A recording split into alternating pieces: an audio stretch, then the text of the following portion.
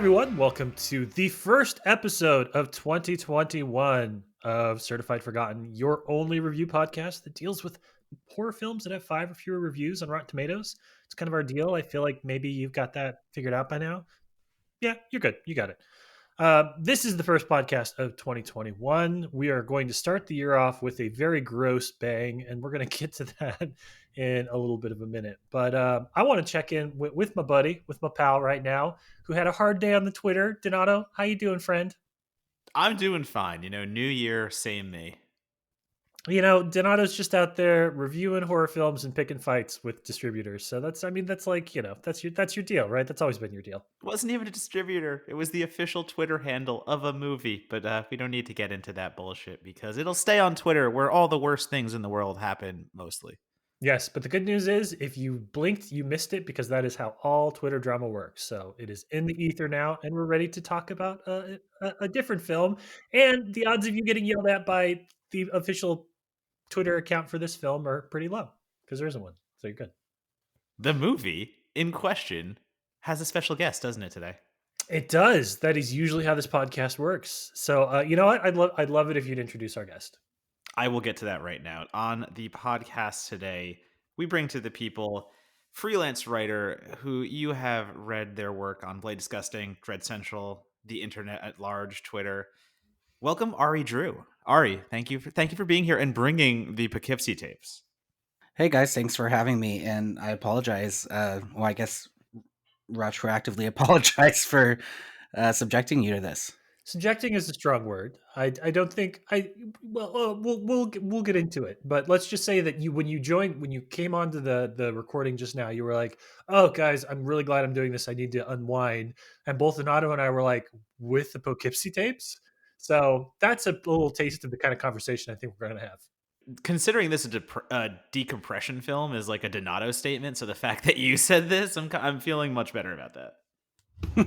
Yeah, I guess that says a lot about the day from which I need to decompress. So we'll definitely we'll definitely get into that for sure. That's fun. So Ari, let's kind of talk as we always do on the podcast. Let's talk about you. You have such an interesting career. I want to talk about that a little bit and kind of about like what your career brings to your perspective on the horror genre. But let's back all the way up and kind of talk about the early days of you and horror. When you were first getting into film, whatever age you found yourself kind of being drawn towards movies, when you discovered that there were these like creepy, gross maybe movies that you were particularly into, what was your first exposures to the genre, and when did you start thinking about like, oh, this is a different type of movie and I think I like it? Yeah, I think there have been a few different stories that I've recounted about this. I actually wrote a piece on Bloody a few years back, and it was something like the 8 films that shaped me as a horror fan. So I talked a little bit about it there, but like anything else, when we talk about our childhood, our memories shift a little bit here and there. I would say, I guess, that my first memorable encounter with horror is probably horror adjacent, maybe something like Michael Jackson's Thriller music video, which made me terrified as a child. I actually cried. We used to have like a tape with the making of the music video. I think that was directed by John Landis. Correct. Um, yeah, so that fucking terrified me. I mean, as a kid, but it was something that I could never get through the actual video. Like I could maybe watch half of the video. Even seeing the behind the scenes stuff on the tape, there was like, they show you how they do the makeup. They show you those aren't his real eyes, things like that. Didn't work for me. I was still pretty terrified. So it kind of became a challenge a little bit to try to see how much more of it I could watch. Another thing I would watch around the time is one of my favorite movies ever. It's Beetlejuice. So for being one of my favorite films, I actually watched that movie, oh God, maybe like 7 or 8 times before actually watching it all the way through. I would always stop at the whole exorcism scene at the end where they're basically exorcising Barbara and Adam's spirits, and they turn into these dying zombie looking creatures. And that made me, I don't know if maybe it's because I had such an emotional attachment to those characters because I watched that movie so much, but that also terrified me and it was hard for me to watch. But again, it was one of those things that the more I challenged myself, like the more I tried to watch more of it, the braver I got. And I was like, okay, I can do this shit. And finally I watched it. I'm like, that wasn't so bad. That's a great movie. And funny story with that, we actually used to rent that movie so much from the video store in the town I grew up in Northwest Texas that the lady who ran it just gave me the tape. So we still have that tape at home of Beetlejuice. It's just like a rented copy. There's no slip cover. It's just a loose ass tape of Beetlejuice at See, home. that's interesting to me because I feel like we had the same start at a young age where we were both petrified and scared of things, but that turned me off to horror for a long time. Where your bravery Mm. kicked in quite early, and you're like, your brain was immediately able to go, all right, I need to watch this to understand it, so I stopped being afraid of it. My childhood brain was like, nope, fuck off, I'm not watching this forever. And like, it took me literally, as I've discussed before on the podcast, until high school and college even to get that bravery. So it's really interesting to hear that like your kind of fight or flight kicked in very early and you're like, no, I'm going to fight this. Yeah, and I was really young. I mean, I watched that kind of stuff. I was maybe like 3 years old. I was really so some relevant background, I guess. My parents were separated for a lot of my younger childhood.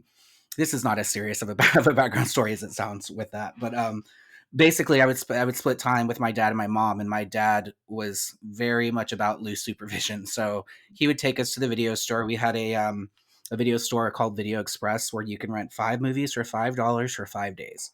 And so that's how he would keep my brothers and I busy. So we would go and we could rent whatever we wanted. And since you didn't actually have to like show them the cover of the VHS to rent it, you just pull it from behind and there's like, 2 or 3 copies of each movie. I would get away with renting some fucking wild shit. Like for a kid, I rented like Demons and Demons 2 when I was maybe like 4 years Wow. old. So those are some of the early horror movies I saw. I did catch like some older Universal stuff on like TNT. TNT used to have like Monster Vision, so they show a lot of horror films, and I would watch that with my grandpa when I would stay with him. So stuff like Todd Browning's Dracula and things like that. And I really love like creature movies like Critters and Gremlins, and Ghoulies is one of my favorite franchises that like I always want to talk about. And if there was a way to do that for me all the time, I would do it. But yeah, that was the kind of stuff I grew up on. But again, it was just like pick of the draw. I was listening to Brad McHarg's episode, and this idea of like, and I think this is pretty common, but like picking a film based on the craziness of the cover, based on how spooky the cover looked, based on how, just intriguing and attractive the cover looked, because horror films had the coolest cover art. Yeah, I would just do that, and I ended up a couple times with like some trauma films, some really bizarre shit. So yeah, I think I got desensitized pretty quickly once I got over the initial hump of being terrified of Michael Jackson as a Yeah, werewolf. but God bless you turning out the way you did for discovering trauma films at the age of 4 or 5. It actually probably explains explains a Actually, this lot is if you all know this me is well. clear now. This all makes more sense. Well, let me ask. All right, because you were talking about kind of like the family element there. Was horror for you something that you connected you to your brothers, to your dad, to your grandfathers? Is it something you guys would do together, or was it something that you kind of like for you? It was the I'm escaping the rest of my family. I'm doing my own thing. I'm getting sucked into my own world. Yeah, I think it was probably more of the latter, more of just doing my own thing, because I found that I was really, really drawn to it. I would make my brothers watch all these horror movies with me for the most part. But yeah, my dad just kind of did that to keep us busy. My grandpa and I did used to watch a lot of this older films together. So even stuff like Godzilla, like old Godzilla films and King Kong, and I'm trying to think of some other things. He's, a lot of the stuff I watched with him was definitely a lot tamer than what I was allowed to watch when I stayed with my dad. But my younger brother, probably more than my older brother, I would just force him to watch all this shit. I'd be like, oh, dude, you got to watch this. It's really scary. And of course, he would cry half the time and have nightmares, and I'd get in trouble. So that was the whole thing. But to this day, actually, both of my brothers, whenever we go home for holidays or something, they will like let me just put on whatever. And usually it's a horror movie, and I'm usually introducing them to something. Especially my older brother now. He humors me, but he just does it. He goes along with it. He watches whatever I put on. So that's kind of how it always was with my family. It was like my thing, and that was for them to respect me and my individuality. They used to have to sit through like a shit ton of horror films and take me to a bunch of them, rated R horror films when I was, not 17. Well, speaking about kind of like that the high school experience too. I mean, you've written for a very long time about the horror genre. Mhm. When did you start putting metaphorical pen to paper and say, like, not only am I watching this stuff, not only am I ingesting it, but like I feel like I have something to say about it, and maybe there's a place for me to kind of like give voice to my own thoughts about these movies. Is that something you started doing? Donato's talked in past episodes about, like, kind of keeping like journals and stuff. Were you doing it just for yourself, or did you immediately kind of start writing for friends, start writing for family, do like those early email newsletters and stuff, stuff, things like that? Yeah, for me, I actually had a couple of projects when I was in middle school that were because I was in like a newspaper class and some other stuff, like English classes where we did creative little mini publications. So I created an entertainment magazine once. I think it was like in seventh or eighth grade, where I reviewed a bunch of films that were out that December. I'm trying to think of what year that was. It's probably 98, whenever The Faculty came out. It came out in just, I remember that came out, I think in 98. Correct me if I'm wrong, someone. Yeah, that was one of the ones that I reviewed in there, and it ended up that I was reviewing all of these things that I just liked. It wasn't even like any of the major, blockbuster films that had come out during Christmas.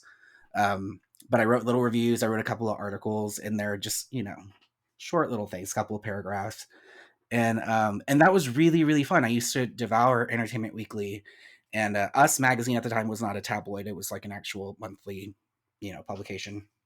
They had some reviews and interviews, so that's the kind of stuff I just really ate up. And I always liked writing. I wrote like a short fiction story for a class project in fifth grade, and it was about like my friends and I getting trapped on an island with these monsters. And I just always had fun just kind of mapping out stories, just because I really liked watching. I was really into like character driven horror by that time. I love slashers. I love the Scream franchise. It's my favorite horror franchise. So I was really into kind of getting to know these different characters, and usually they're like kind of like archetypal characters, and having crazy shit happen to them, and writing like a chase scene or a death scene or something. So actually, when I was young, I really liked the creative side of it and the fiction side of it. But yeah, because I consumed so many magazines and newspapers and whatnot with reviews, I love the idea of like writing about what I thought of a movie, and mostly writing about things that I like to write about. I know that can get like, I mean, I've heard Matt or Donato get shit on for for not giving bad reviews, or with these little jabs and whatnot, but that's kind of why I wanted to do this kind of stuff. I didn't want to necessarily just use it as a platform to air out all my grievances with movies. It's really just I wanted to be able to support things that I liked, and hoped that maybe as I got older, hoped that I could actually do it a little bit more. I never thought that it would be a career or anything. I just always thought it would be a hobby I could do, and it kind of has worked out that way. So for all that it's worth, I have a very different career path, but I still do try to find time to be able to talk about film and be really engaged and with horror fans, especially, just because it's my favorite genre. Mm-hmm. Yeah, I think it's important what you mentioned earlier about having that kind of newspaper class or club, whatever you were involved in that sense, where you were given an outlet to kind of pursue something that you were passionate about at a younger age. I can't think of in my high school, my middle school specifically, something like that. I don't think there was an option to be part of a newspaper club or something, a journalism club. So just having that opportunity, I think, is so important, because in my upbringing, I didn't like to write at all, which is insane because of the work I do now, and what I put myself through would Mhm. make you think, oh, like Donato's always loved writing. No, I hated writing for a very long time because it was about topics I didn't care about. So the idea of letting younger children explore things they actually are excited about versus forcing them to write via a structure, there's something so important to that. I think just based on what you said, there's something so important about exploring and realizing and finding that creative balance at a younger age that lets you dive headfirst versus me stumbling backwards into, oh wait, I like this stuff, wow, what if I liked it a decade earlier. Yeah, absolutely. And I think that's something for me too, that like early on I recognized, and this became a big problem, writing reviews and covering films, and especially when you're on dead. I mean, you guys know about festival deadlines and stuff, like having to turn out reviews same night, after a midnight screening, things like that. It gets pretty crazy. It takes forever for me to write, and it always has taken forever for me to write. And I edit the shit out of things, and I reread paragraphs 100 times before I move on from them. And it just like I'm always surprised that I was able to write as much as I did write whenever I was pretty actively writing for Bloody Disgusting or Dread Central, because I write so slowly, and it kind of lends itself more to the fiction stuff, which is, again, I gravitate towards that a little more these days in my free time. But yeah, that was during, I remember, like, there were like little articles I have to write in this, in this newspaper class, and it just took me for fucking ever to do it, and I'm just not very good. I still am not good at that to this day. Well, let me ask about that because you mentioned writing for Dread and Bloody. Obviously you are part of the Austin film scene. I see you at press screenings for stuff. I see you at a bunch of the different festivals around here. That's a cool little community with a lot of different people. That's very genre focused here in Austin, Texas. But when did you when did you first realize that there was online communities of writers that were like you, that people that kind of shared your interests, and that you felt yourself kind of getting to know some people, getting to know some sites, getting to know editors and things like that? When did you find kind of like your online home for writing, and realize that there were this weird diaspora of horror fans that maybe you wanted to work with and collaborate with in the future? So I went to Fantastic Fest for the first time, I want to say 5 years ago, maybe 2015, maybe 2016. But at that time, I wasn't writing. I was kind of like toying with the idea of trying to write for a site or trying to do something with respect to horror, whether it was writing something creatively or starting up, a writing team with someone or something like that. And I went to Fantastic Fest. Um, I want to say the first year I didn't cover. No, maybe I did. I think the only reason I went actually is because, like, the week before, I happened to connect with the previous editor in chief at Dread and asked, "Hey, I live in Austin. Can I cover this?" And got press credentials pretty quickly, because they needed someone to cover it. So I actually think that's what happened. So at that time too, I was kind of like feeling feeling the environment and trying to. My husband, he is Trey Sermon. He writes for Bloody Disgusting, and he has a podcast on the Bloody Network and whatnot. So at the time, we were both writing for sites, and he's a little more extroverted than I am. So I was just trying to watch what I needed to watch, get what I needed to get done. I wasn't really into the whole networking thing as much. It was just odd because I actually worked in events before I was writing, and that was kind of the tail end of that career move. But I had met a couple of people that year, and it wasn't, I don't think, until like South by Southwest the following spring, or even Fantastic Fest the next fall when I covered again, that I really started like appreciating the idea of, okay, like, these people here aren't here to like take work away from me.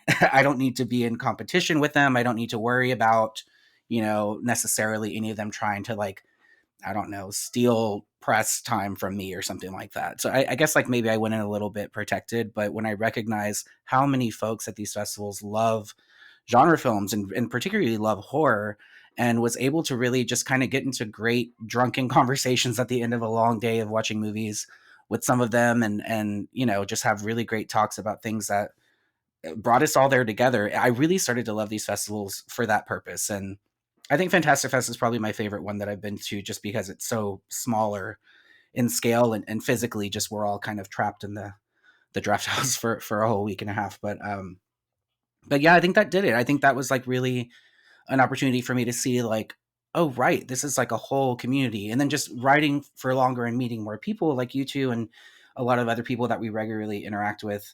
I've really valued that. Like, these have blossomed into friendships that are way they way transcend our love of horror. These are just people I love now, and it just so happens that we were able to connect via this love of something that's kind of been a big part of our lives for so long. It's fun. It's funny you mentioned the drunken conversations at Fantastic Fest, because I can specifically remember.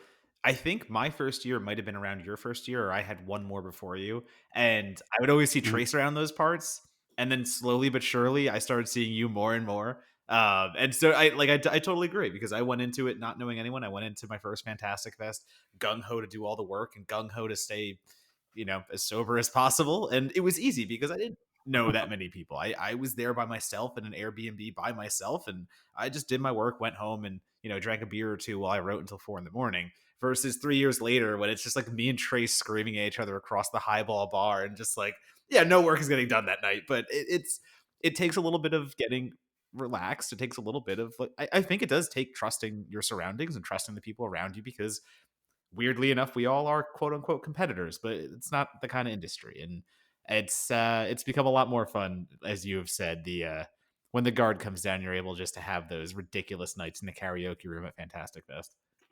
Yeah, I think that's something that's really it kind of taps into the whole. So I identify as a queer. I'm a queer man. Growing up as such, automatically, like in Northwest Texas, it's the Bible Belt. It's super conservative. Like I have always felt a bit guarded and have to, like, you kind of have to watch out for yourself and gauge the environment and decide if it's safe or not to be your full self, so to speak. And even in that way, like being a horror fan felt very similar where I grew up, because again, how much I liked it at a young age. Like people looked at me like I was going to be a psycho, like I was going to be a serial killer or something, because I liked watching movies about people dying and terrible creatures coming out and terrorizing people and all of that. And there was no way to really explain to people like why I really gravitated towards the genre, at least not then. But I think there is something to be said for that kind of like outsider mentality, even for the most extroverted of us. And I can be, more comfortable and extroverted, but it's so funny because I think the people that I've connected with the most, we all have like a little bit of social awkwardness to us, or or something there that kind of that we relate on, and that somehow we've been able to overcome that with each other, which I think is a bigger testament to this deeper connection. Not to get philosophical and all that, but Get philosophical. That's your shit there. Well, okay. Last question before we talk about the film, and I am going to get you to get a little philosophical here. I don't want to put words in your mouth in terms of what you do. So you work in the mental health industry. mhm. You obviously, as a horror fan, the horror genre has always dealt, ranging from really poorly to really well, issues of mental health. How do you think that those two careers, both your career as a writer and your career in the mental health industry, have kind of informed each other? Do you find you look at horror maybe differently than some other people when you talk to them about films that deal with mental illness? Do you find that you are able to kind of appreciate them differently, appreciate them more? I just love a little bit of insight into kind of like how those two things have impacted you. Yeah, no, that's a good question. I would say that my interest in this field and my work. So I'm a doctoral trainee right now, and I will have a yeah, I'll be a psychologist when all is said and done. So pretty long journey. I've been doing this for a little, almost 4 years now, I guess. But when I decided to go back to school, because I graduated undergrad I was working in music at the time in events, so my life was very different in 2009 when I moved to Austin from New York. But I gravitated towards this field, oddly enough, at the same time that I started trying to explore creativity as a hobby and writing more again on my own.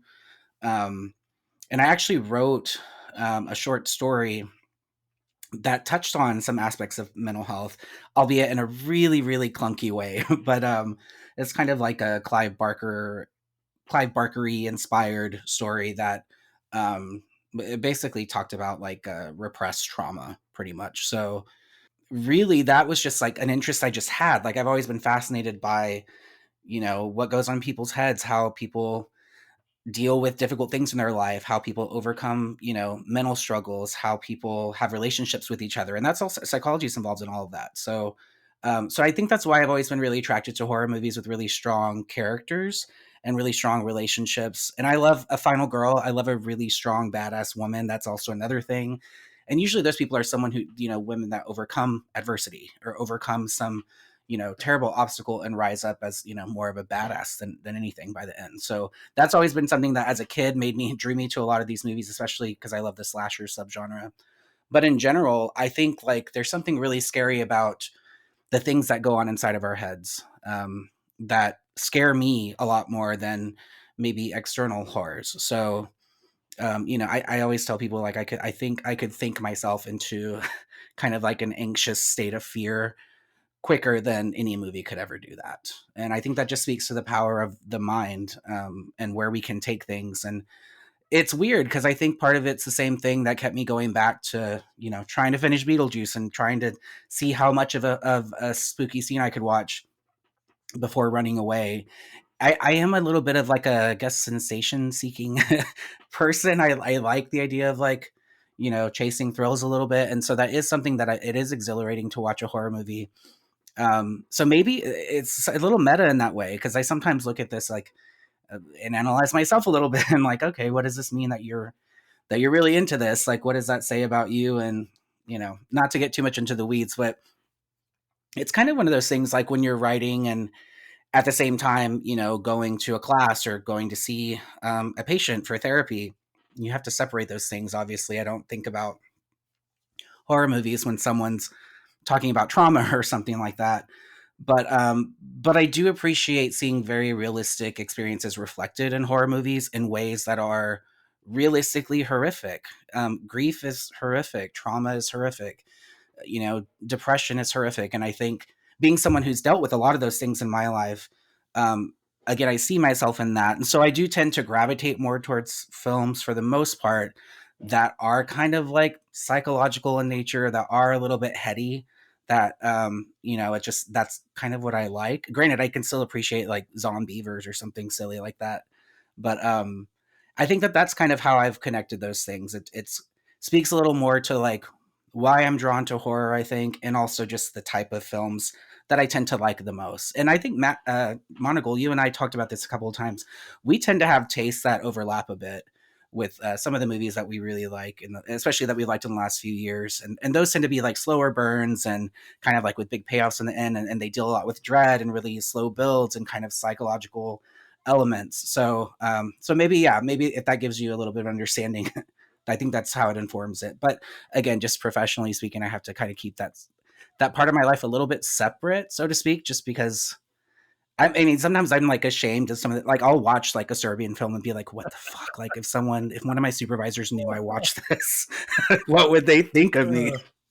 So don't tell them. That's why we're using my pen name right Supervisors do not listen to this episode.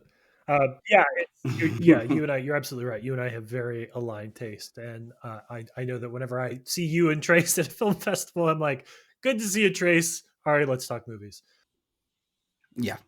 That serves as a really good jumping off point, I think, for this episode in particular, because the film that we're about to talk about is going to hit on some of the things that we just brought up. So when we come back, we're going to talk about the Poughkeepsie Tapes. So stick with us.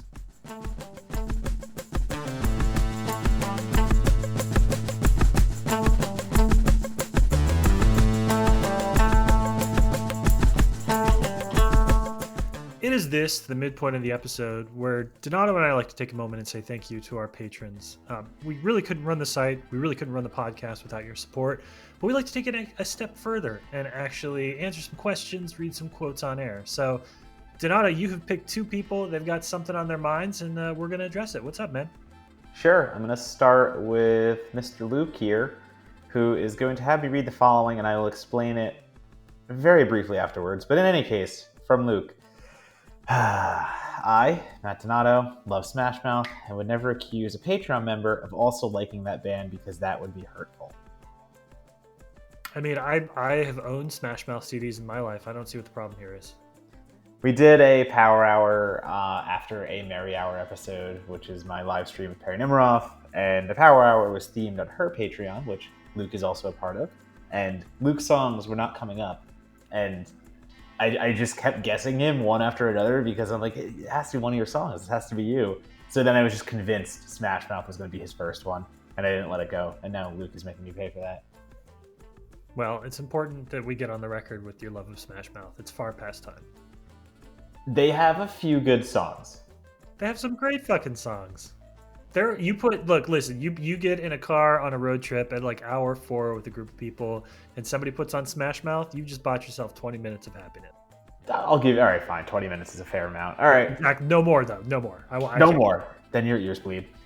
In any case, the next Patreon member we have that wants us to read something is a question, which we will answer. So, Mr. Corey, you want to know, who is your favorite horror director, living or dead? Number 2, who is your favorite non-horror director? So I'll start with you, Monagle, with the first question. Who is your favorite horror director, living or dead?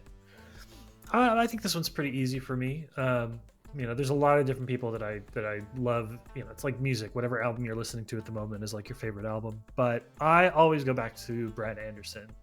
There are the classics that people know and love, stuff like Session 9 and The Machinist. But for my money, Trans-Siberian is a deeply, deeply underrated psychological thriller. Stonehurst Asylum is a really fun kind of meta horror as well. I've liked even the kind of the worst, quote unquote, worst stuff that he's directed, like Fractured and The Call. I found some value in those. So he's one of those directors that if this was like 1970 and I was Andrew Sarris, I'd be writing oodles and caboodles about auteur theory just to defend my love of his work. So I'm going to take the living route here because I feel like we romanticize the past a lot. So living favorite horror director is easily going to be James Wan. And I use that because, we talk about the masters of horror. And when we do that, we talk about the directors like Hooper and Craven, and people have been doing this for much longer. And I just think it's important to recognize that we have new masters of horror. And I think there are a lot of other names that are growing to that level, but James Wan is the quickest to rise to that kind of transcendence, and he's just been doing it consistently over and over and over. You're waiting for him to slip up, but he's just the master of shadow play. He's made ghost movies scary again in a way, and they haven't been in some time, and he's kind of just taken over as the master of horror of our generation. So I think that is just an important thing to note, and he has won my respect over countless times. And I'll have to say one point in favor of James Wan too. Unlike the masters of horror of yesteryear, where they were kind of pushed out of Hollywood by the time they were in their 50s, I feel like Wan could work a lot in his later career. I think he's got a good long career ahead of him still. Tremendous. I mean, he's got a DC credit already, so he's already broken the superhero barrier, I guess you can call it. Yeah, I agree with you. So that brings us to question number 2. Favorite non-horror director? This is tough. This changes moment to moment, but in this moment, I'm going to say Jeff Nichols.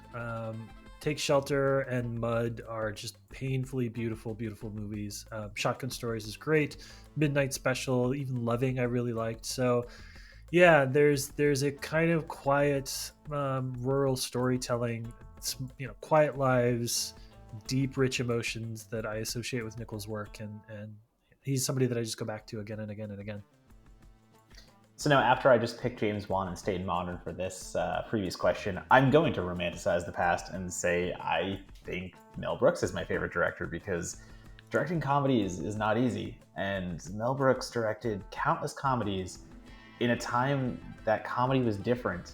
And every one of them was just so unforgivably funny. I mean, I can pick up any Brooks comedy at any place, and there will be a skit or a gag or something that will make me laugh over and over again, even though I've seen it over and over again. So I can't ignore that. There are many directors, and like you said, it's always changing. It's always changing for anyone that loves movies. We're always, in love with something else at a different moment. But I don't know, for me, Mel Brooks is just always going to be one of those loves. I didn't know that you loved Mel Brooks, but that makes a whole lot of sense. Like, all of your taste in horror is sort of locking into place for me right now. The comedy stuff, I told you, I've always been a comedy kid growing up, and that was my introduction to horror in a way, and the Japanese horror that was schlockier and goofier, and yeah, comedy Mel Brooks style, it's the peak. You don't get better than that. I love it. Well, it was a longer break, but I think it was definitely worth it. Let's get back to the show.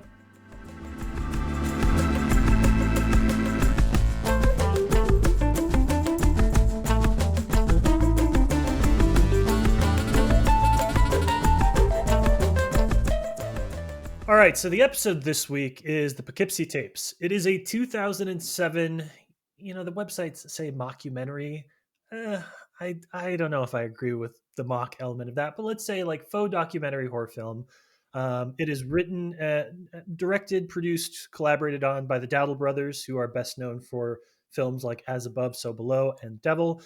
And it is sort of a recreation of what you would think of as like a sensationalized early 2000s like serial killer special on what would eventually become true TV. It has talking heads with police officers. It has talking heads with physicians. It explores a serial killer who was operating in the Poughkeepsie area. And the hook of this particular film is when they finally caught the guy, when they finally were able to figure out who it was, they found a collection of tapes, hundreds of tapes that he had left behind, with different kills that he'd done, with different circumstances he'd been in. And the film itself, Poughkeepsie Tapes, the movie, is sort of a hybrid of this found footage, first person stalk and kill sequences with the larger narrative about this person and how the police officers and stuff found him. Um, we're going to talk about all of that in a little bit more detail because there's a lot there to tease out. But I do want to note that this is something of a curio and has been something of a curio for horror fans for a while because it was released in 2007. It came out at the Tribeca Film Festival, and the next year had a very limited VOD release. But it went kind of into MGM's vault. MGM had acquired the rights to this film, and in 2007 they were building up for like this big wide release that was going to go to a bunch of play in every movie theater across the country, and then they put it on the shelf, and it stayed on the shelf pretty much for a decade until it finally got a home video release from Scream Factory in 2017.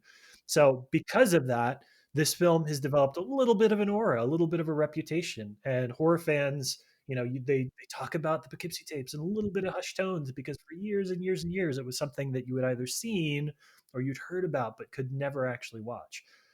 So cool film, cool setting for us to sort of talk about how the core community and what we think about it in particular. But as always, Ari, I want to start with you, and I want to ask you why you selected this one. What was it about this movie when we said, kind of gave you the criteria, 5 or less? You said, this is the movie that I got to bring on the show. This is the one I want to talk about. So Donato's aware of this. I don't know if you are, Monaco, but I love found footage horror, and I love it like unironically, unabashedly. I've watched a ton. I have a letterbox list, and it's like over 100 found footage horror movies that I've watched over the years. That and it ranges from like obviously the classics. There's like the Blair Witches and the Cloverfields, and then there's some lesser known ones that I won't name because my reviews are pretty bad on on Letterbox for those. But they're easy to make, and they're okay. In theory, they're easy to make because they tend to cost less money than regular studio films. But I was actually talking to a writer friend recently, and she was like, they're actually super fucking hard to make because you have to capture kind of this like realistic sense for it to be good. Meaning people have to act like they're not acting. They need to act naturally. They have to react naturally. The decisions that characters make have to feel natural. And this movie is a little bit different because it is kind of, it's laid out, and like you said, it's kind of like one of those docu-series, crime series that you would see back in the day on, I guess maybe like, I don't even know, like Discovery or TLC back in the day, but yeah, they have their own channels now. It's like ID and things like that. So it's kind of twofold. Like I'm really fascinated with true crime. One of my favorite movies in the world is Zodiac, David Fincher's Zodiac. It's a wonderful, perfect, amazing, super long movie that I will happily watch for hours and hours on end.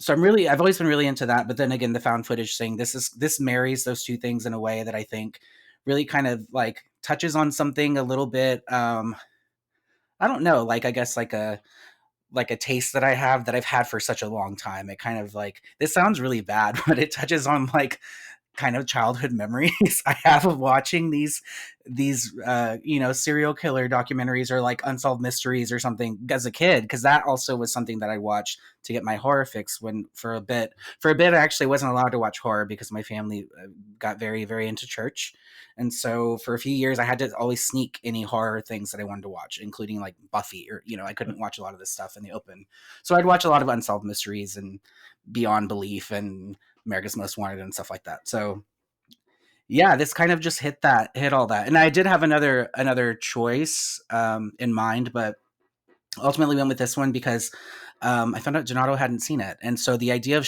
this actually goes into a lot of like how I feel about this movie, and a couple of movies similar to it, is the idea of like you're right. This is kind of like for a little bit, it's like a little bit of like a mythical, film in the horror community, because it was like supposed to come out. I remember seeing this trailer. I think it was ahead of Cloverfield, actually, when I saw Cloverfield in theaters, and my friend and I were really excited. We're like, oh, that looks scary as fuck.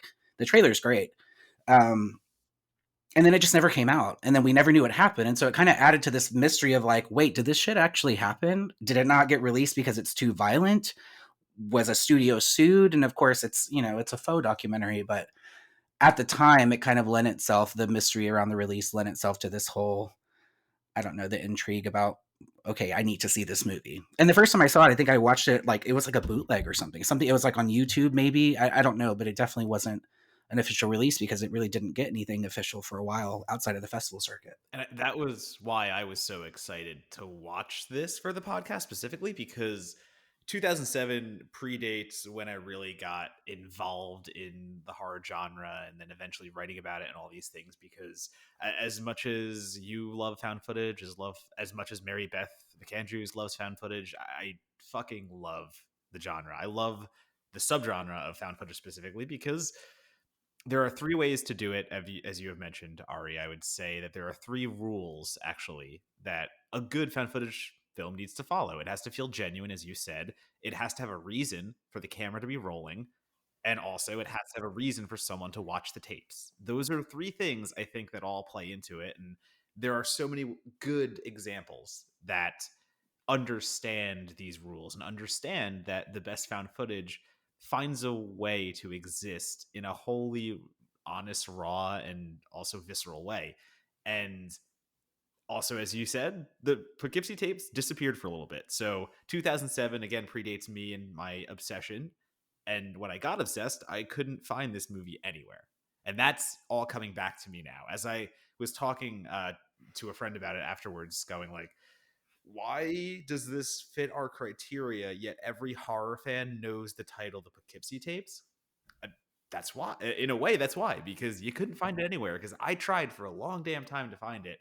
And the myth of this disgusting movie, and maybe it couldn't be seen because, it just couldn't be released to the public and all these things, like that built it up for me. So the fact that, we could have a podcast episode about it, oh man, I was all in on that. Well, let me ask both of you. I want to kind of approach this a little bit in reverse. Even setting aside the film itself, this is a bit of an interesting pick for us because we don't normally get to talk about filmmakers that go on and do a lot of high profile stuff. Sort of the nature of the beast for Certified Forgotten is that we're dealing a lot with very independent or very international horror films. And those filmmakers on the international scene, they don't always make their way into the United States. They don't always work for Hollywood and continue to make horror. So the funny thing about this is that the Doddles have made so much horror since this, and they made what I think is one of the best television shows in the last 10 years, which is Waco. Fucking love that show so much. Um, what was it an interesting experience for both of you to have seen the other stuff and get to know these filmmakers before you saw their like first most notorious feature? Did you have a sense of whether you liked them based on Devil or As Above, So Below? I will say I actually saw this movie before I saw Okay. either of those.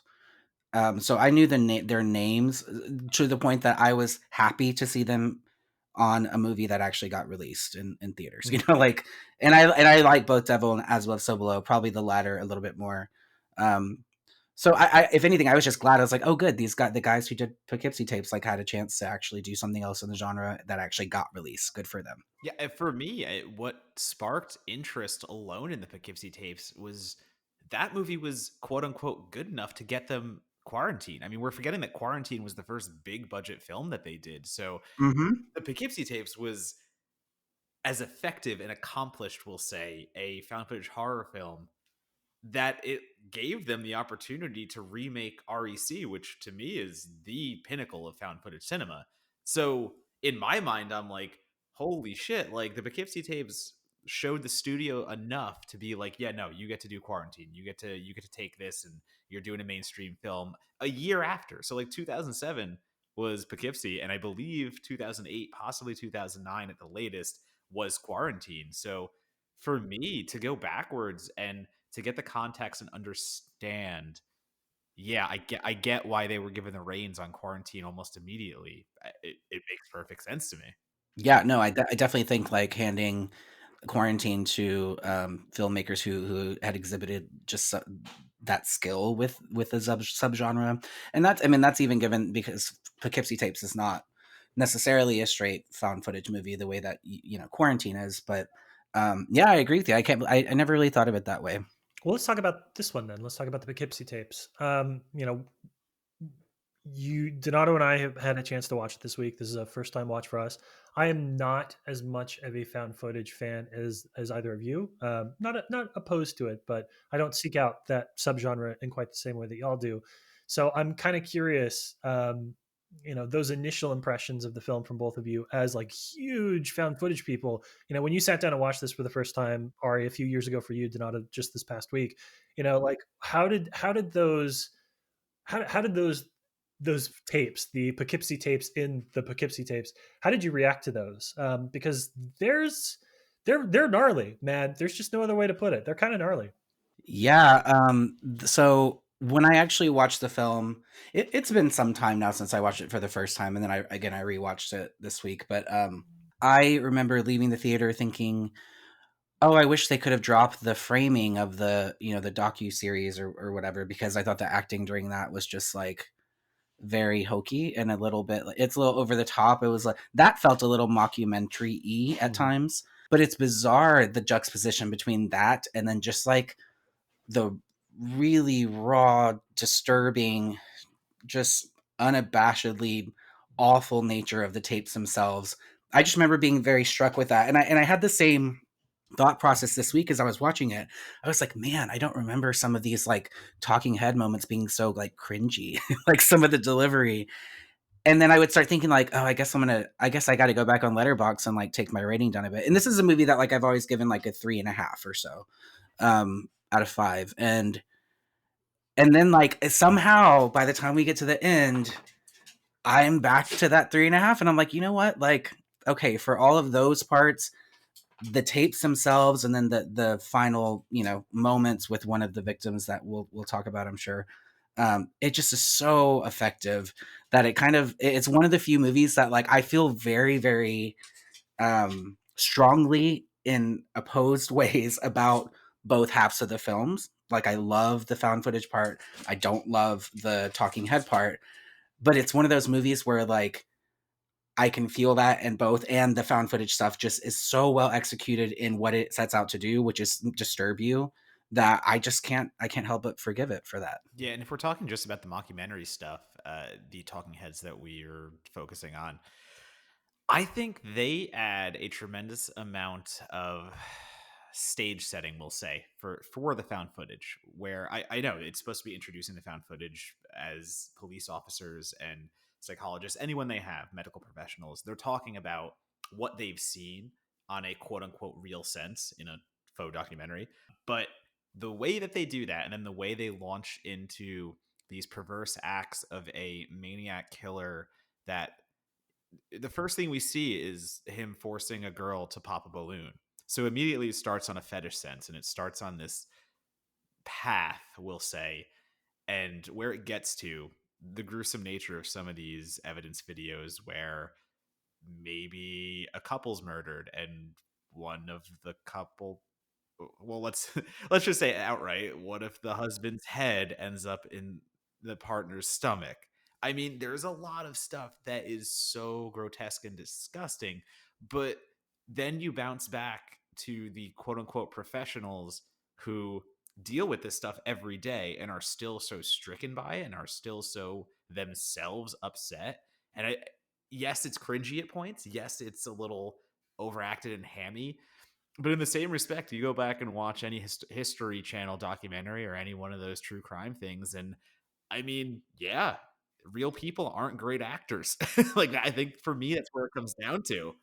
I feel the exact opposite of both of you. I loved the framing device, and I was not a big fan of the tapes themselves. But part of that, I think, for me is because we're in the midst of a cultural revolution when it comes to how we talk about police officers.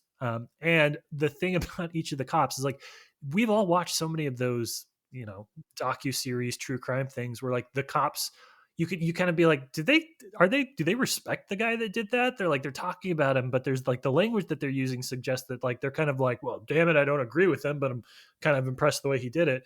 Like there is a very precise vibe that the Doddles are able to create with all those talking heads of sort of like the people that have so emotionally distanced themselves from a thing that they you lose the sense of trauma that comes with that. And not everybody has it, because there's a few people that are still very much in that moment, but that kind of element of the talking heads was really interesting to me. And the little touches, like the logo, the way that the television actors, or the television newscasters talk, the way that they do some of the cutting and the editing of those things, I was sure that one or all of the people involved in the film had some kind of a background in local news, because it felt super super authentic to me. It felt like a lot of the stuff in there felt like it could have been dropped in the middle of like halftime of a football game. They're like, tonight a killer, blah blah blah blah blah. It really, it sold me on the events of it in a way that was kind of pushed back upon by the explicit nature of the tapes themselves, which, if you know my taste in horror, that's not the most shocking thing in the world. That part didn't quite do it for me. Yeah, I think whenever you were mentioning how this felt like a little bit like it was not necessarily a send up, but it was like mirroring shows like this that maybe would air in the early aughts or something like that. That actually made me made me feel a little more forgiving about the acting, and like you said, Donato, like a lot of real folks, real psychologists, and I can speak to that, don't really know how to like talk to the public in a way that sounds convincing all the time, or that I think that that's part of me that wish like, okay, they could have got some people to maybe make it a little more realistic, but maybe that is realistic to the theme of what it was going for. And again, it was something that I was able to forgive because, and not that I just sit there and I enjoy watching, a husband's head being put in a wife's abdomen or what have you, but um, it definitely gave that kind of a palate cleanser between these clips, which are in and of themselves, they're all pretty short. They're hard to watch. Even having seen this movie maybe like 5 or 6 times now, they're still pretty effective for Yeah, it's a me. little bit of the sinister effect in the sense that you frame a movie for a long time and live in the real world. And whether that's a training scene where hopeful cops are forced to watch these videos, and as the director says, three out of the people in this room are not going to last through these videos, and you kind of scoff because you're like, well, what could you show them? And then again, the first video you see after that sentence is a head placed inside a woman's abdomen, and like, yeah, Hmm. that is fucked up. You have to be okay with this kind of material, and I think that leads into the desensitized nature of these kind of things, because if you can't take it, you're not allowed in there. But also, so I mean, here's the other thing I'll say. As I've mentioned on the podcast, like my dad busted a serial killer. Like Yep. that is fact. My dad was a Mm. detective and he worked with the FBI, and he basically chased a serial killer that wasn't to the extent of the Water Street killer in the Poughkeepsie tapes, but I mean, there are similarities. My dad had to chase him across the country. My dad had to follow him and find body parts across this, like across state lines and things like that. So there Mhm. is an effective amount of thought that goes into creating a killer and letting us in that mindset of how this person could commit these murders and how good they are at them. And I don't think it ever is looking at this person, making them not a hero. Obviously, I don't think anyone thinks he's a hero, but there's never a moment where the film is impressed with him. It's always horror. To me, it's always the horror that this person exists in the world and this person is real, and we all want to believe that the Poughkeepsie Tapes is fiction, but there's a lot of fact in here, and there's a lot of things that I read in my dad's book about him that kind of, yeah, no, this is fucked up. And I think that's why it's so good to me. It's good because I don't enjoy it, but it effectively scares me and it effectively conveys the worst of the worst of human nature. And I have to give it credit for that. No film has ever been better suited by the film critics that are here to talk about it than the Poughkeepsie Tapes with the two of you. Like, I feel like between the two of you, you have just such a wealth of experience with horror and with some of the true crime stuff that they're talking about, that you can contextualize this in a way that very very few critics can. I mean, when they're talking about, I'll just be really quick with it, but they're talking about the one scene where they're the placement of body parts and how strategic it is, and how one is hundreds of miles, or not maybe not hundreds, but miles away from the other, and everything is meticulous, everything is planned, and you know that seems sick and crazy in the film, and it's sick and crazy. But then again, in the true life case that like my dad was a part of, the killer made children help him get rid of mommy and put her in rugs and take her somewhere where she's never found again until the cops find her body on the side of the road. And it's like, you want to talk about fucked up shit? Just go read some true crime. I mean, it's true crime for a reason. And a lot of these films base themselves off true crime. We want to believe that it's so imaginative in these kind of vile stances where, yeah, the killer knew that the gas station was abandoned and that it was in the area that was all wooded and no one would ever see him. That's the kind of thought that goes into this. And again, it's just the craziness that goes into these kind of plots. And it's conveyed really well in this. And I don't, again, say that in a way that is anywhere near impressed. It's just in the nature of like, man, so much thought went into creating a character for the killer. And a lot of these films don't often do that. They just try to make a mockumentary, quote unquote, that's basically snuff with no reason. This is around the torture porn era too. So it's like it easily could have Mhm. gone the Hostel Saw route, where again, you don't care about the killer as much in some instances. You care about the gore on screen. I kind of thought that's what the Poughkeepsie Tapes was going to be. I thought that's what the Poughkeepsie Tapes was going to bank on. But instead, it fleshed out a villain, and it fleshed out a really fucking good one. I completely agree with that. Well, I just want to say real quick in response to Monagle, or this idea of like hearing police, maybe the FBI agents or the psychologists or examiners, talk about this killer in a way that it's almost like being impressed by how he did it. I think it's funny because the film actually does directly address that specifically. I think it's the psychologist character. I think she's a psychologist, maybe a psychiatrist, but she says something to the effect of, "It's as if he wanted us to be impressed by the how intricate this was." And then the interviewer says, "Well, are you?" And she says, "No. After seeing what he did to Cheryl Dempsey, I was disgusted," or something like that. So I think it's funny that they do actually kind of give a verbal nod to that, because it is something. And I speak from someone who, as someone who, I'm in no way a forensics, any training in forensics or anything. I have one good friend who does forensic work, and she's been on a few podcasts about true crime, and she particularly works with sex offenders and with sexual crimes, and so she knows a whole lot about that. That's not my area, and you do have to do some extra special training. It's just specialized training to be able to be good at something like this, working with law enforcement in doing work like this. But I will say that, kind of just being any kind of helping professional, you get exposed to a lot of really horrible stuff. I mean, oftentimes I come home from, a day of clinical work, seeing patients, and I don't want to talk for a few hours. Like, I don't want to talk. I don't want to expend energy, emotional energy. I don't want to tell my husband, let's have a chat about our days. I don't want to do that. I want to be quiet. I want to go just decompress. I want to think about other things, which is oddly enough how I felt coming in, because I had a clinical day today, coming into this conversation. So it is a little odd that I used the word decompress earlier, because this is obviously not so far removed from the experience of talking about uncomfortable things, which is kind of what I do every day in general. Mm-hmm.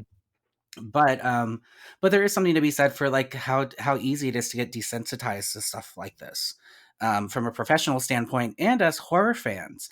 And that's I think a really interesting point. That I think that's why I've always really been drawn to found footage, because it almost feels at times, when it's really well done, like it's something that you shouldn't be watching. It taps into like the voyeur in us. And a film like this, and a movie that came out a few years before this called Sandman. It's like S ampersand man. I don't know if you've seen that, I Donaro. have not seen that one, no. Okay, so I own that one. I bought it on a whim from like a used video store. But basically, it's about these filmmakers that go to like an underground. I guess I don't know if it's like for film or if it's for BDSM in general. I think it's maybe like a BDSM convention, and they go to a booth of a guy who has a series called Sandman, and it's about voyeurism, and it's basically like each series is like 4 tapes or something, and it's of him following someone. The last tape is him killing them, and so you're led to believe like, oh, this is like a fetish, or this is like a kink for him, like it's something that gets him off, pretending like he's killing these people, and then you find out, oh, he actually might be killing them. And so they talk a lot about voyeurism in that movie, which I think is like really appropriate for found footage. But that's one of those things that's kind of like reminded me of this idea of like, when you watch something so horrific, it's like you want to share it with someone so you don't feel that weight on your own of having seen this really terrible. That's how I felt about speaking of Serbian film, that's how I felt about that. After I saw that, I had to like, I have one friend that I knew who would like be down for watching anything. And I was like, you need to watch this movie ASAP because I cannot be the only person I know who's seen this. So I think this taps into that, to both of you, but Monocle, to your point about kind of that, not necessarily glorifying it, but I think it's the desensitization that happens really easily, whether you're in a field that deals with a lot of violence or a lot of disturbing content, or horror fans who just watch a lot of horrific shit all the time. Well, let me ask this then, because I think you raised a couple of really good points there. You know, when you watch this movie, for those listening, the tapes themselves, there is a character, Cheryl Dempsey, who is very much so a kind of like Stockholm abused victim type character. There's explicit murder. There's a lot of stalking and hunting and killing. A lot of which is done, say graphically. They don't really have a budget for that kind of stuff. They shoot it as if it's no budget. So it is basically it is the most gruesome found footage first film that you'll ever see. But there's a lot of stuff in there that has earned it the reputation of being ultra violent. Ari, you talked about like that the cop stuff, and I think you mentioned the Zodiac earlier, and the idea that so much of our true crime fiction, film, television sort of creates this cat and mouse game between killer and detective, and that kind of becomes centralized to the story. That's sort of the appeal of those. Both of you have talked about the kind of the explicit nature of the Poughkeepsie tapes within the Poughkeepsie tapes. And Donato, specifically, you called out like the relationship, the time period, that it was kind of on the heels of the heyday of torture porn. So I ask all of this as a question: is as you're watching this movie, there's decisions that are being made by the Doddles and how they're depicting this stuff. We're always, as film critics, reminding folks that depiction is not endorsement, and with the horror genre, that line gets really blurry really quickly. So I'm kind of curious: do you think there's a commentary here? Do you think that they're talking about our relationship to horror? Do you think they're talking about our relationship to true crime? Or do you think it's more exploitative? Do you think that they're just taking the kind of like elements of those and using those to create entertainment for an audience on a shoestring budget as early filmmakers? Where do you kind of fall on kind of the graphic nature of those tapes, and where they might fit into that narrative? Yeah, I guess I can chime in a little bit on this just because it reminds me of one thing. So this is an anecdote before that'll indirectly answer this, but I have a friend that I tried to show another found footage movie to once, who is also she's now a licensed psychologist, but it was the movie The Den, which is a found footage, like a screen based movie that came out. I don't even remember, 2013 maybe. I love it. It's one of my favorite found footage films. But it kind of early in the movie, it shows a woman getting, or what looks like a younger girl getting killed on a computer screen in a video being shown to another woman. And she was like, I can't watch this. I just can't watch this. And I haven't shown a film to someone who has made me turn it off, maybe in 15 years. It's been a really long time. And this isn't a movie that I think is particularly graphic compared to some of the other stuff I could have shown. But we had to talk about it afterwards, and she was like, her research's works within violence against women in developing countries. And so for her, this was just kind of tapping into something that she already kind of lives with all the time, and as a woman is very sensitive to. And I had to kind of like think about that. Like, I love this movie and I watch this and it's entertainment to me. And I showed it to this person and could have very well like triggered something terrible, as far as like trauma.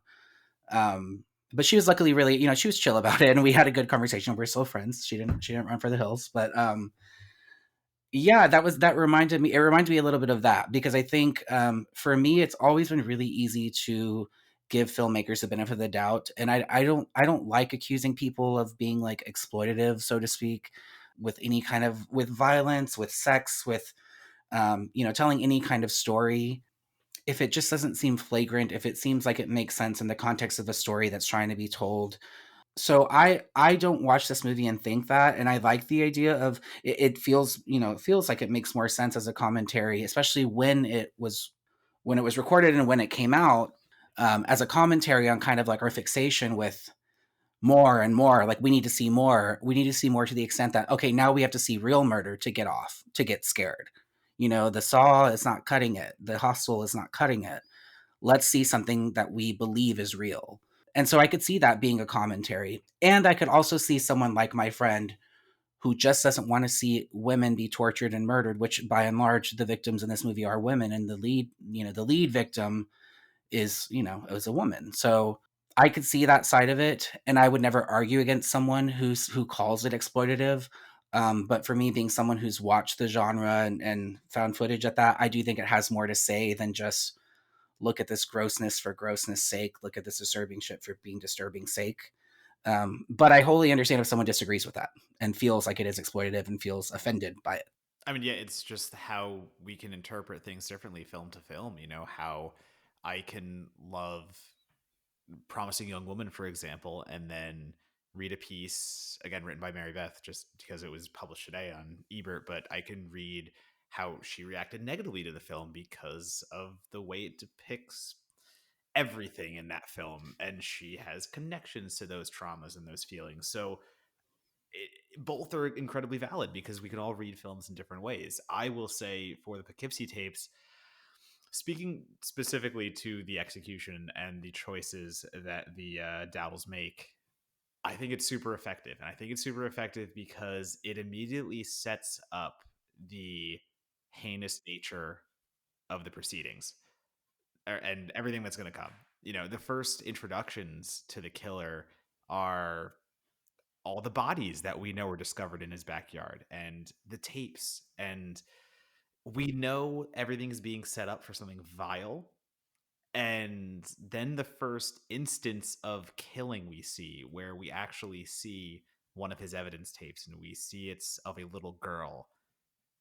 That's like scene number single digits. We're still in the opening in this film, and the first thing you're going to lead us in with is that the Water Street Killer sparked his serial killing spree with a child who is then probably raped. It's a fucking lot to take in. But then they start manipulating the cops. Then they start doing all these little details and all these additives where I think the film becomes a harsher criticism on the police system than it is any kind of just basic found footage true crime spinoff, because we know the details that happen. I mean, we're in the spoiler territory of this podcast, and we know that the killer is able to kill in one way, then shift his MO to prostitutes and use that as a cover to frame somebody else that the cops immediately accept as the killer because it places this other mark as, hey, everything makes sense. Yep, he's the killer. That guy gets put on death row. And then we get to the part where, oh, yeah, this movie still got like 20-25 minutes left. That shouldn't work as well as it does in the Poughkeepsie Tapes. And yet it gets grosser and more horrifying and more tragic past these moments, because you think the pinnacle is when he's mutilated these bodies and taken this girl hostage.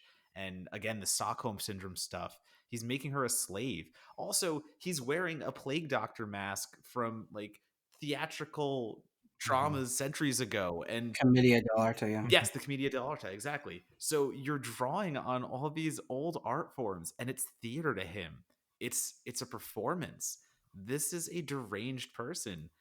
And when any other movie would have stopped, there's still like 25 minutes left. And it's commentary again on the cops themselves and how even they're like, we fucked all this up. Like there are multiple lines in the movie where this is not me apologizing for them or, giving them a one off, but I think it's how easily even the police force can get fooled and how easily someone can fool them. I think there's a much bigger commentary in that assertion alone than there is just in, oh, look at how crazy this killer is. I think there's Ari, as you said, there's so much more to this film than just the typical throwaway torture porn, even torture porn found footage of the time, because those exist. Like this is not Mhm. quote unquote new. I mean, there are plenty of torture porn found footage spin-offs that came out in this time where they are just, here's a guy with a camera, he brutalizes some people. Isn't that scary? Well, not really, because it's just torture porn for death's sake. But now when you talk about the Poughkeepsie Tapes, where there's motive, there's reason, there's a master plan,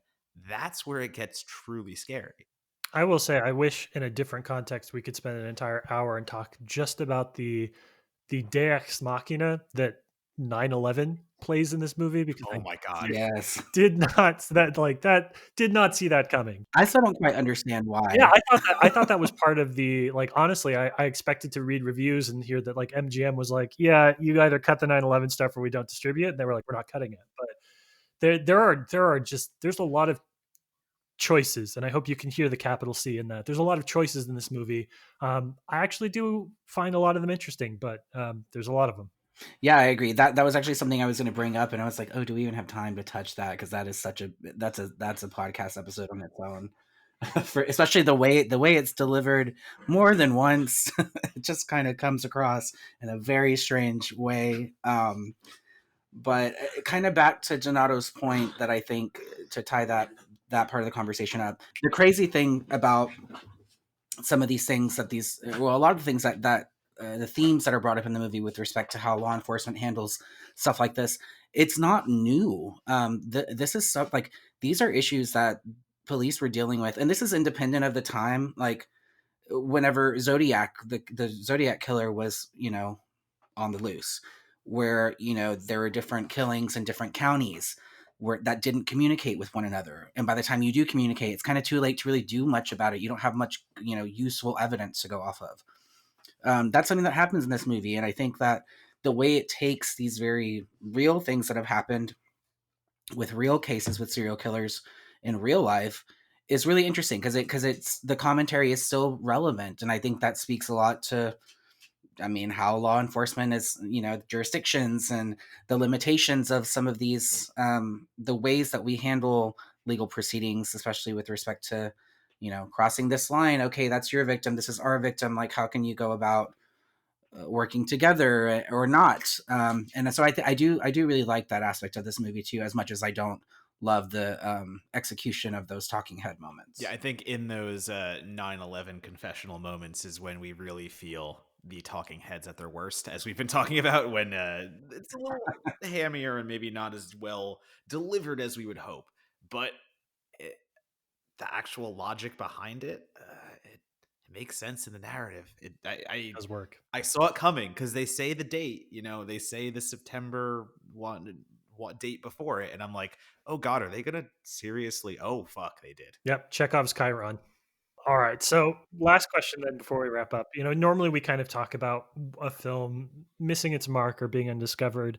Poughkeepsie Tapes will always probably be the closest to a non-certified forgotten film that we ever talk about on Certified Forgotten, because there is a slightly different universe in which this got the paranormal activity treatment and played in 3,000 cinemas across the United States. It didn't. It hasn't.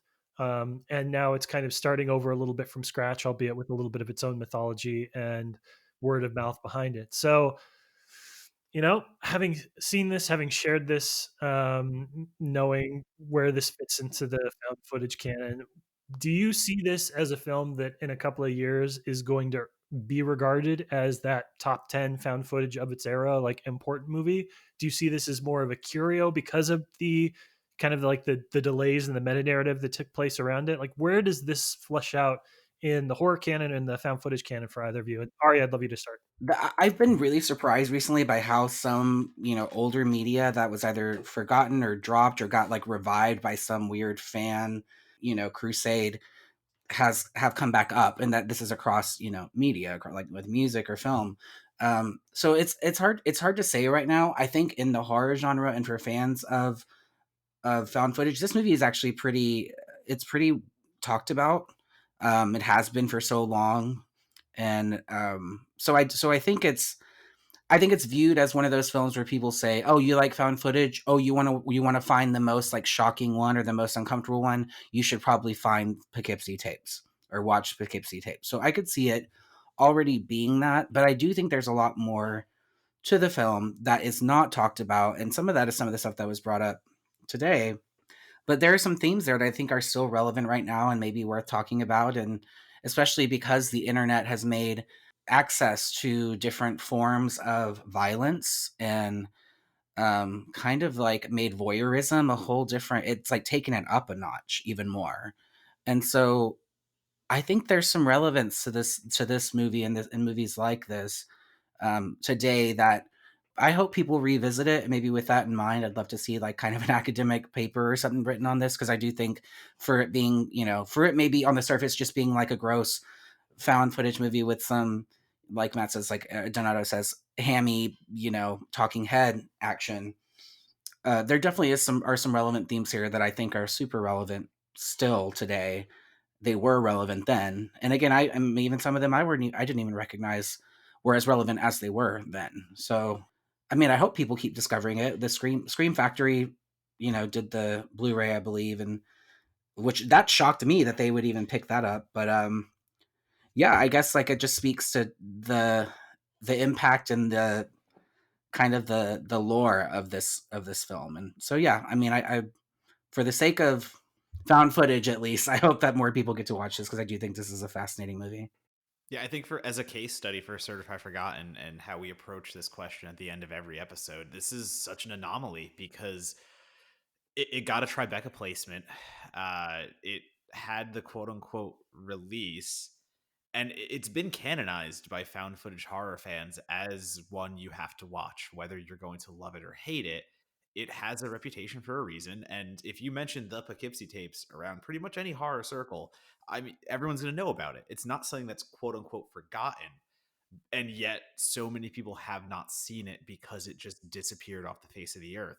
And we talk about, usually part of this question is, well, how does it get rediscovered? And a big answer is, well, something like a Vinegar Syndrome or Scream Factory puts out a Blu-ray of it, or it hits streaming. And guess what, both of those things have happened for the Poughkeepsie Tapes. So I think the discovery process, especially now that it's on Amazon Prime, I don't know how long it's been there, but I mean, I tweeted about it tonight just saying, like, yo, I'm watching this movie for the new episode. Let's get at it. And immediately people are like, wait, shit, like, you guys are doing an episode on it. Somebody else just did a podcast episode on it.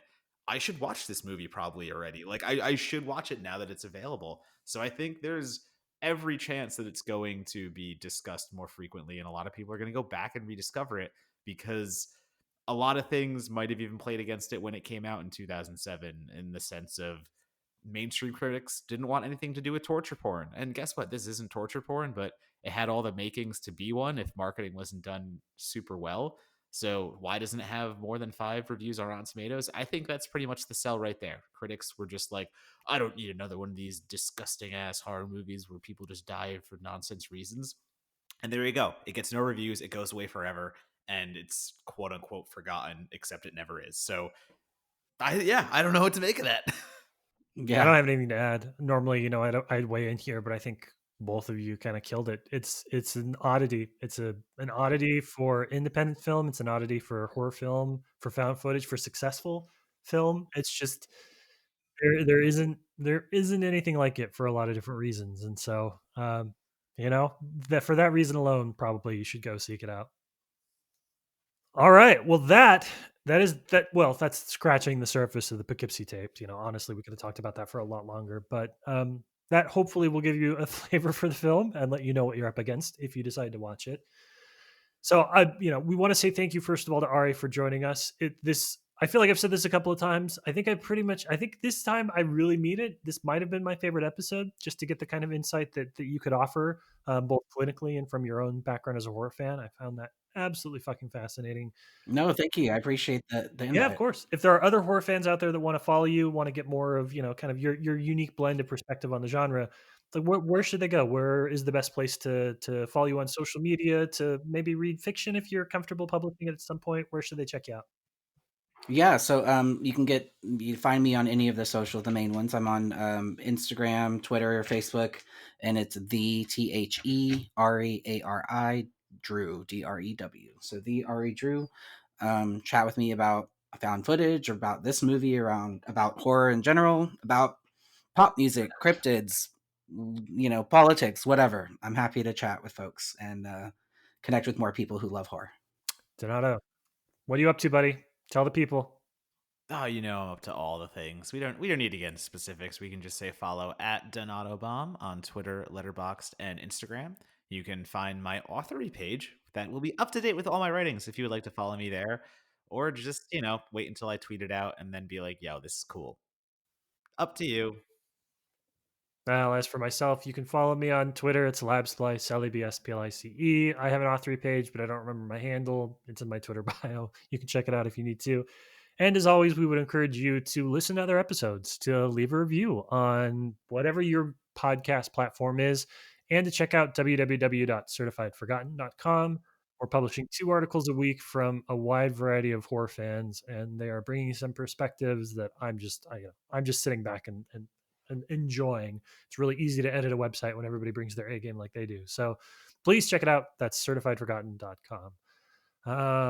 Ari, we'll have to bring you back for another episode in the future. I'm really curious about that other film you were talking about. So, between you and Mary Beth, you guys might have the market cornered for found footage in the future. I love that. Yeah, I'm happy to be in good company, and I would love to come back someday. So feel free to hit me up whenever. All right, Donato, take us off, please. The Poughkeepsie wind. That's weird.